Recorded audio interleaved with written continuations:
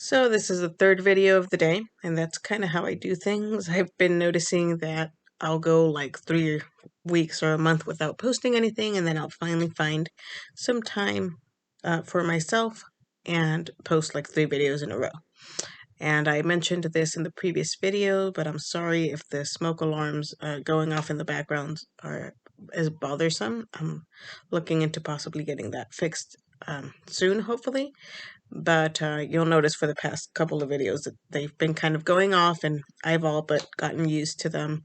I don't even notice them anymore unless I'm really paying attention to the noise in the background. But again, I'm sorry if that bothers some of you. This is more of like a career update video, career and school update video. For those of you who don't know, I am currently a senior at a university in Southern California for my undergraduate degree. So I'll be graduating in April with my bachelor's degree in speech and language pathology. Well, actually, it's the official title of the bachelor's degree is communicative disorders. So that's my major, and my minor is in psychology. And ultimately, my goal is to become a speech and language pathologist or a speech therapist, and I hope to work in the schools. And so, since this is not only a mental health vlog, but also a personal vlog, and a vlog that I also want to use to kind of keep track of my goals and where I'm headed, because it's very difficult to do that sometimes with me having ADHD and depression and anxiety and all of these comorbid conditions. I just want to have something to look back on, some videos that I could maybe look back on and see, oh, well, this is how far I've come. So I'll be graduating in about 2 months. However, in order to become a speech and language pathologist, I also have to get my master's degree. So I applied this year to a couple of different programs. Getting into the master's program for SLP is extremely, extremely competitive. So I applied to a total of 5 schools. I received a rejection letter already from one of the schools, and I received 2 interview invitations for 2 other schools, and I have those coming up in about a week. So, for one of the schools, one of the interview invitations that I received is like it says on there that it's going to be a virtual interview, and it's only going to be about 15 minutes long. But then there's this other, for the second school that I received the interview invitation for. Apparently, it's a 5-hour long interview process, completely virtual with like breaks in between and all that, where I'm going to be interviewed by like different faculty members, and I have to listen to and watch a lecture, take 2 quizzes, and reteach some of the material that we learned back to like the faculty members, which like I'm shitting bricks, so excuse my language, but I have massive, massive social anxiety and like self-esteem issues and all that. So for you to tell me that I have to go through this 5-hour long evaluation process where I'm being judged every step of the way, that is very, very extremely anxiety provoking. I mean, I should be happy that I made it this far, because there are a lot of people who didn't even, get a call back for an interview, that got eliminated from the admissions process before even getting called back for an interview, because there are hundreds and hundreds of applicants that they get every year, and they only have like a certain number of spots for the graduate program, and typically it's like they admit like less than 30 students out of the hundreds of applicants that they get every year, and this is for every speech pathology program that I have applied to. So yeah, I'm happy that I've made it this far in the interview process, that they feel that based on my application and my test scores and my personal statement, that I guess I'm worthy of being interviewed and moving on to the next step in the process. But it's very, I mean, that whole process of that 5-hour interview / evaluation sounds terrifying to me. So that's like on the 26th of this month, so the 26th of February, and then the second interview, which is going to be like a normal 15-minute long interview. I'm still very nervous about it, but not as much and not as nervous as for the 5 hour long interview process. So the second interview is going to be February 28th. So I have a little over a week to prepare. I really wish that I knew exactly what they were going to ask me, but I guess then that would defeat the purpose of an interview.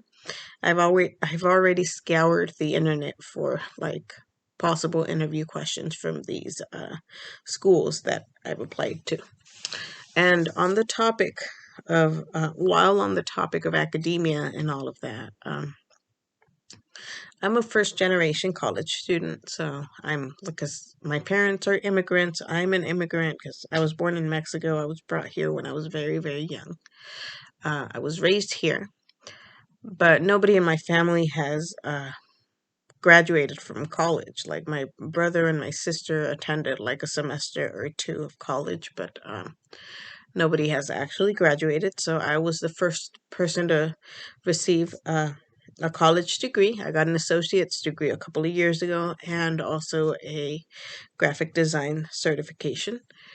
And then in about 2 months, I'll be getting my bachelor's. So it's been very difficult to navigate um, college life as a first generation neurodiverse and disabled college student.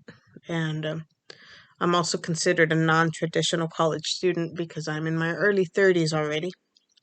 So basically, I got my associates, I took a break, I had a kid. So my break extended for longer than what I thought it would be, and then I eventually went back to school. Um, so now I'm raising an 8-year-old and trying to navigate working part time and going to school full time. Point being that um, it can be very stressful to navigate through college and all of these things when you're the first person in your family to embark on this journey, and when you have all these other obstacles like ADHD, cerebral palsy, depression, anxiety, and you're trying to parent and raise a child. So it's been very, very difficult for me, but I mean, I've made it this far. So I'm hoping that I can make it just a little bit further and get my master's degree so I can become a speech and language pathologist. And in all my years that I have been going to school, I have only come across a disabled professor once or twice. And why do I mention this? I mention this because representation really is important. It's important for us to feel represented, right? Um, and both of the professors with the disabilities that I have met have all been from the university that I'm currently at right now. Because prior to this, I attended a different university, and I also spent a couple years at a community college. But this new university that I have been at for almost 2 years now, I have met two disabled professors, and it really is important, to kind of know that there are others who have faced like similar struggles, and they have made it, and they've received their masters, their PhDs, and now they're teaching at this private university that I'm currently attending. And so I say that because if you have somebody in your life who's disabled or neurodivergent or has learning differences, it's really, really important for them to have role models. At least this is what I felt growing up. Role models that they can look up to, that has maybe the same condition or has faced the same struggles that they have, and kind of understand, okay, well, I may have to break a couple more barriers than the average person, right? Because I have all these extra things that I have to deal with. But this person, also has this condition. This person also is neurodivergent, or they also have cerebral palsy or anxiety or ADHD, whatever it may be. But they still pursued their dream. They're still successful. It's possible to make it, and I think it is so important for I guess little ones out there to see themselves represented in uh, in the world in general. So, I mean, I'm going off on a tangent, but I just kind of wanted to bring that up. That is where I'm at in my academic and career goals as of right now. I have applied for 5 graduate school programs so far, and I have been rejected from one of them, and I have interviews coming up for 2 of those programs in about a week and a half. So, yeah, I guess that's that.